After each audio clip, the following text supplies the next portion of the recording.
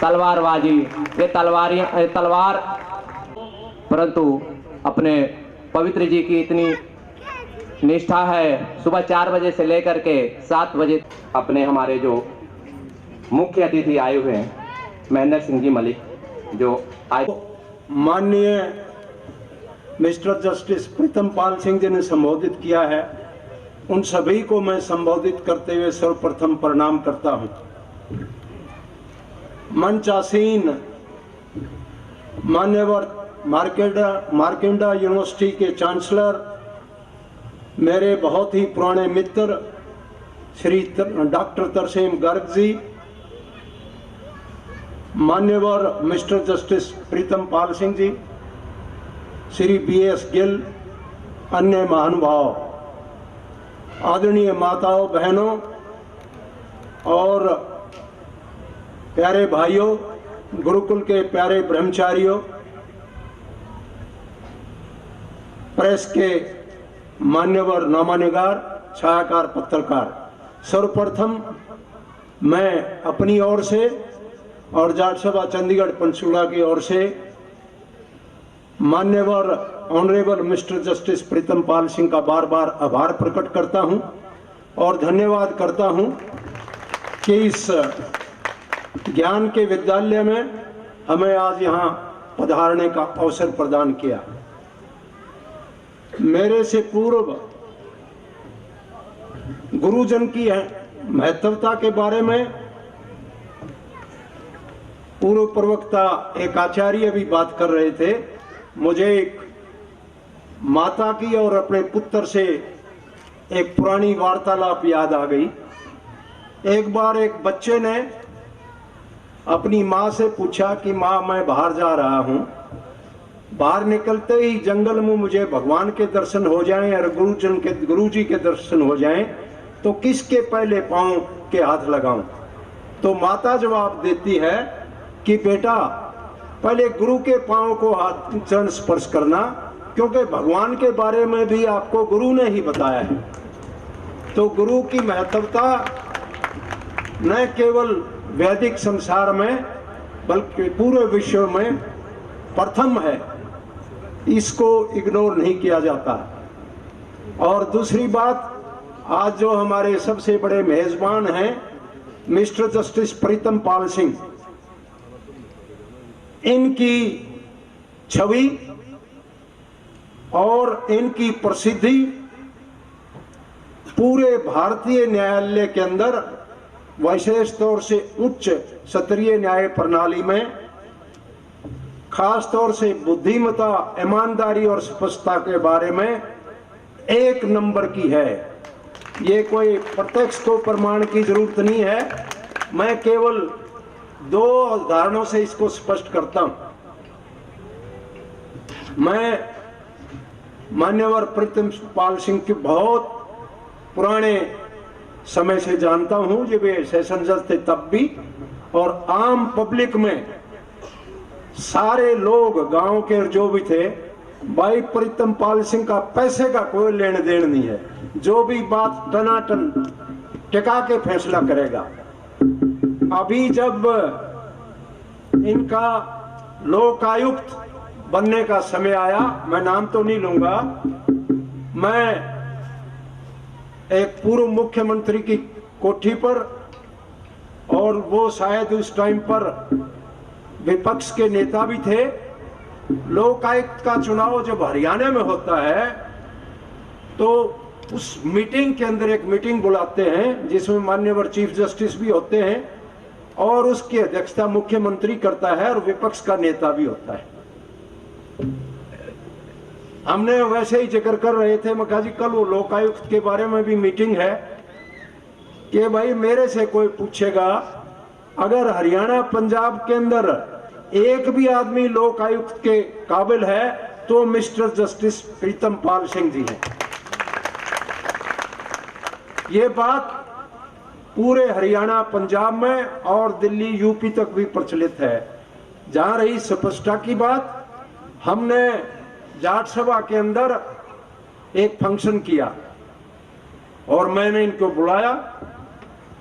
ये उस टाइम पर नए नए इन्होंने पद संभाला था लोकायुक्त, और उस टाइम पर पूरे भारतवर्ष के कोने कोने से तमाम समाज के लोग आए हुए थे, कन्याकुमारी से हिमालय तक, इनको याद भी होगा। और वहां पर एक नेता के पुत्र भी बैठे थे, जिनके खिलाफ बहुत सारे मुकदमे तुरंत राजनीतिक कारण से दर्ज हुए थे। हमारे मुख्य अतिथि मिस्टर जस्टिस प्रीतम पाल सिंह जी आए, नमस्कार वगैरह किया, और वो बैठे हुए थे, उनको कहा घबराना मत, भगवान सब ठीक करेगा।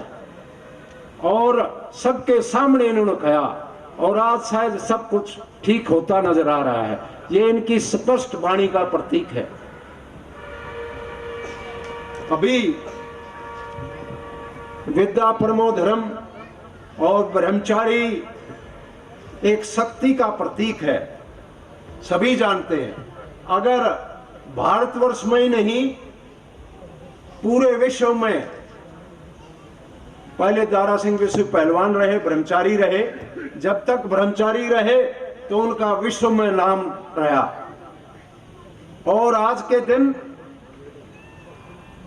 पहलवानी का भारतवर्ष के अंदर तकरीबन दूसरे देशों की बजाय बहुत अच्छा अव्वल दर्जा है। हर ओलंपिक के अंदर पहलवानों के मेडल आते हैं या निशानेबाजी के अंदर मेडल आते हैं, तो ये भी ब्रह्मचारी का प्रतीक है। मैं तो मिस्टर जस्टिस प्रीतम पाल सिंह जी से निवेदन कर रहा था, मगर शिक्षा के साथ साथ यहाँ खेल विकास भी शुरू करें।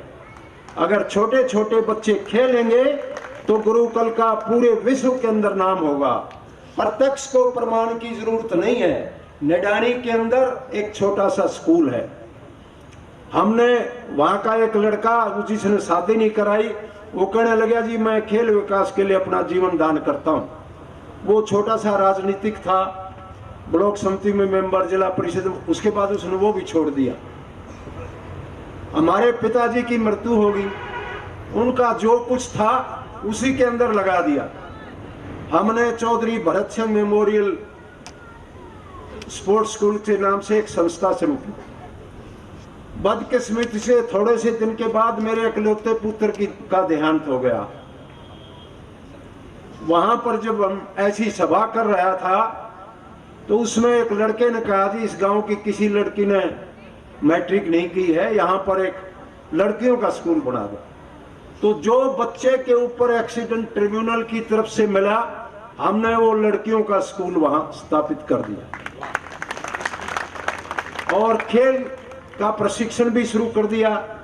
मैंने कहा कि भाई हमारा सपना है कि इसी स्कूल की कोई लड़की एशियन गेम्स के अंदर, जिसमें तकरीबन 85 देश शामिल होते हैं, कोई मेडल लेके आए, तब तो मानेंगे कि हमारा प्रयास सही है। 2008 में बहुत ही गरीब घर की लड़की, जिसके पास 3 टाइम खाने के लिए खाना भी नहीं था, 2008 में बीजिंग के अंदर हुई एशियन गेम्स में उस लड़की ने गोल्ड मेडल जीता। 2012 में फिर जीता। और लड़कियां दोनों अपने बाप को लेके, पिता को लेके मेरे घर यहाँ चंडीगढ़ आए, और उसके बाप के पास पांव में चप्पल भी नहीं थी और धोती ऊपर गोडों तक की थी। मैं कहने लगा भाई, बोला जी सब आपकी देन। आपकी देन नहीं, मैं कहा आपकी लड़की की देन है। अभी आपके पास ना तो कोई पैसे की कमी रहेगी और ना ही बच्चों के पास शिक्षा की कमी रहेगी। दोनों लड़कियां पुलिस में इंस्पेक्टर होगी।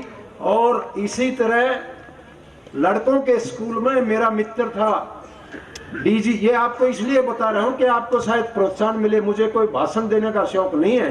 अगर बोर हो गए हो तो मैं अभी बंद करता हूं, क्योंकि लेट काफी हो गया। मिस्टर MS भुल्लर मेरे मित्र थे पंजाब में, वो भी स्पोर्ट्स के बड़े अच्छे स्पोर्ट्स प्रमोटर थे। वो बोले मलिक साहब आपके स्कूल से 100 लड़के भर्ती करके ले जाना चाहते हैं। मगर ले जाओ जी, बहुत। मैं भी डीजी था, वो भी डीजी थे, फिर बिहार का डीजी बोले मगर ले जाओ जी।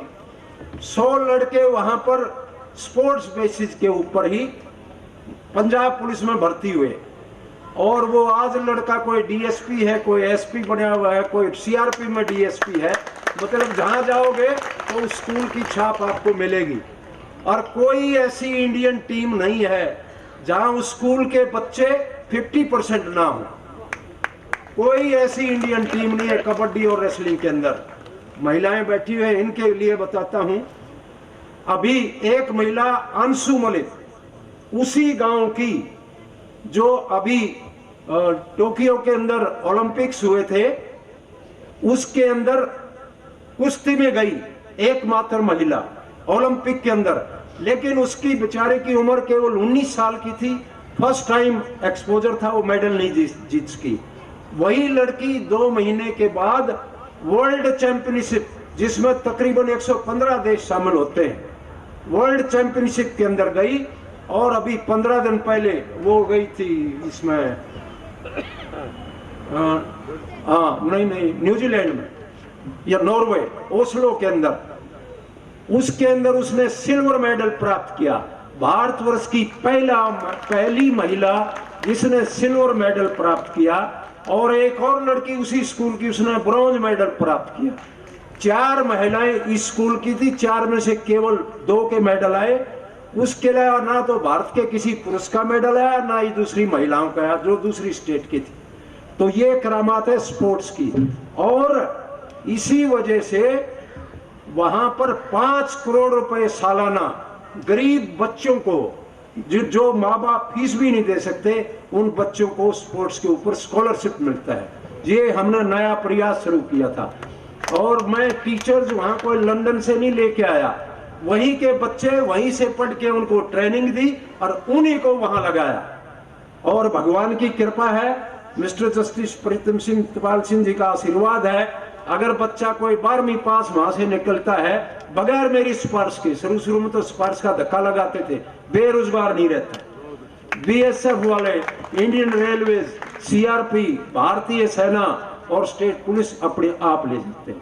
इसलिए मेरा तमाम आचार्यगण से भी और जस्टिस ऑनरेबल जस्टिस प्रीतम पाल सिंह से भी मेरा निवेदन है कि आप स्पोर्ट्स शुरू करवाएं। और अगर डॉक्टर तरसेम लाल गर्ग जी शुरू करते यूनिवर्सिटी में, मैं हर सहयोग के लिए तैयार हूं। मैंने तो राधा स्वामी वालों को भी कहा था, मगर आप हर जगह जमीन खरीदते जाते हो, मुझे बताओ आप, हम आपकी इसको समाज सेवा, सबसे बड़ा धर्म है तो समाज सेवा है। समाज सेवा करने वाले की कभी हार नहीं होती। ये भी मैं उदाहरण के तौर पर बताता हूं। वहां पर छोटू राम सेवा सदन का जिक्र किया, यात्री निवास जम्मू कश्मीर के अंदर।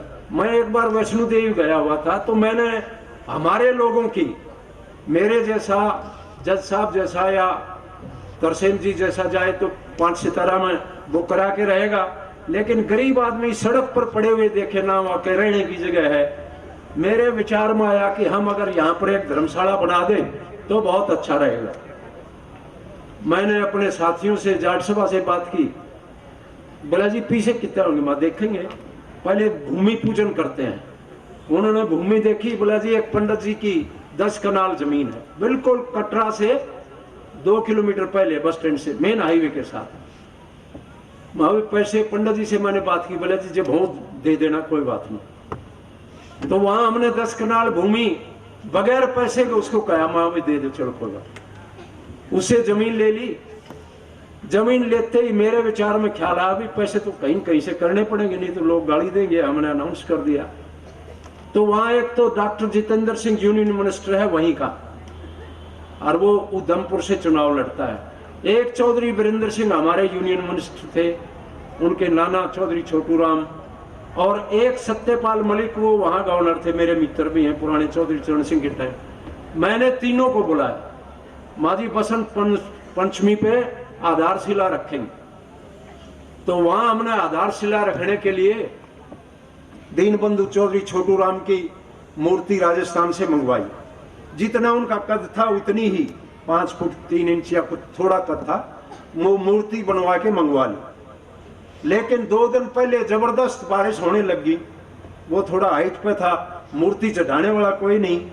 अभी मैं ब्रह्मचार्य का बताता हूँ कि मैं गया था, मैं सोचा जम्मू वाले तो ऐसे ही हैं।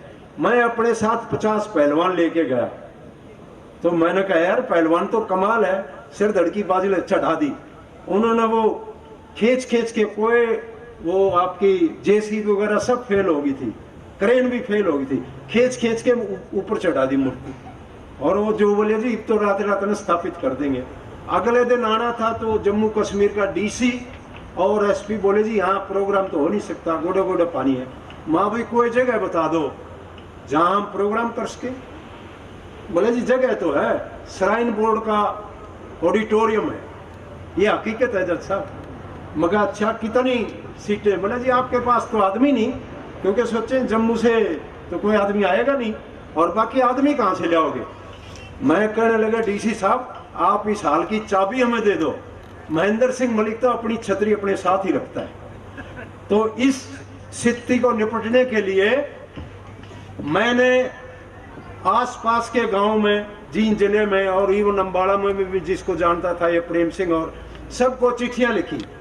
मगा भाई आपका काम है 50 आदमी बैठा के लेना, बस हम देंगे। और वो हजारों आदमी वहां पहुंच गए। स्टेडियम में तो क्या सारी भर गई कुर्सियां, और बाहर भी बोला जी आदमी कहां से आए? मगर आदमी भी ऊपर से वैष्णो देवी की कृपा हुई, आगे आदमी भी। सबके लिए धर्मशाला बुक करा दी। तो बोला जी गवर्नर साहब तो नहीं आएंगे। मगर भाई मैंने बुलाया, गवर्नर जरूर आएगा।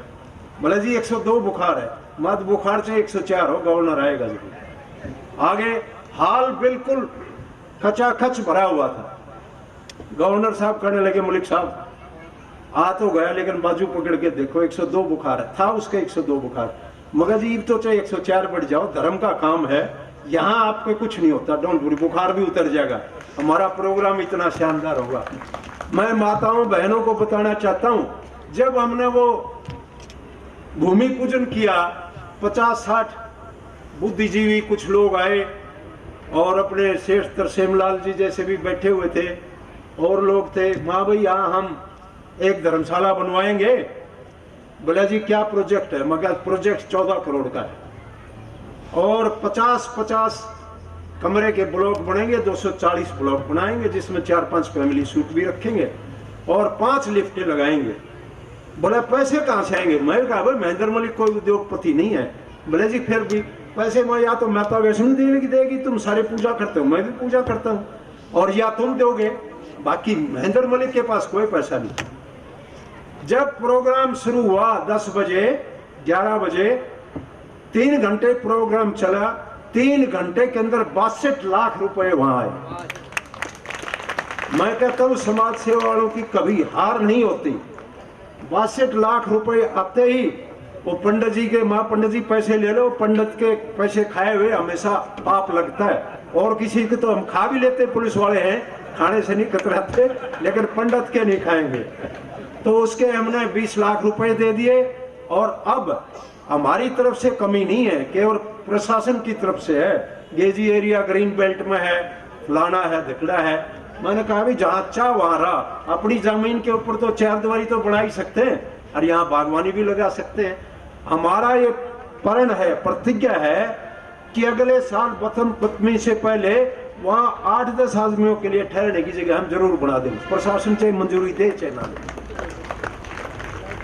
तो इसीलिए मैं ये कह रहा हूं, ये जो संस्था है, जो आइडिया प्रीतम पाल सिंह जी ने देखा है, ये अवश्य यहाँ स्वामी विवेकानंद की तरह विद्वान पैदा होंगे। और एक आचार्य जी ने जिक्र भी किया था कि जी सिद्धार्थ प्रकाश का जिक्र किया था इन्होंने, कि जो माता पिता अपने बच्चों को नहीं पढ़ाते वो दुश्मन है उनके, भलाई का नहीं सोचते। तो माता पिता वाला काम तो प्रीतम सिंह जी कर रहे हैं, और अवश्य विश्व में आप लोग विद्वान बनोगे।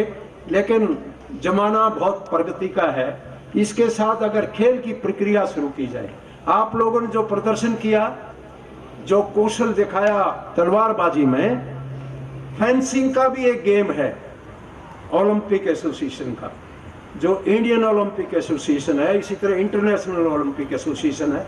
मैं खेलों के अंदर अंतर्राष्ट्रीय स्तर तक जुड़ा रहा हूं, तो इसलिए मुझे सारा पता है। तो उसके अंदर भी नेजाबाजी का भी गेम, और ये बच्चे नेजाबाजी के अंदर गोल्ड मेडल ला सकते हैं। सिर्फ तराशने की जरूरत है, तराशने की जरूरत है। उसके लिए भी आपको अच्छे कोच चाहिए। और मैं जाट सभा की तरफ से हमारी तो सभा समाज सेवा की सभा है, हम भी दान अनुदान पर निर्भर करते हैं, लेकिन हम कहीं मांगने नहीं जाते। भगवान की कृपा होती है और दानियों की वैसे ही कृपा रहती है।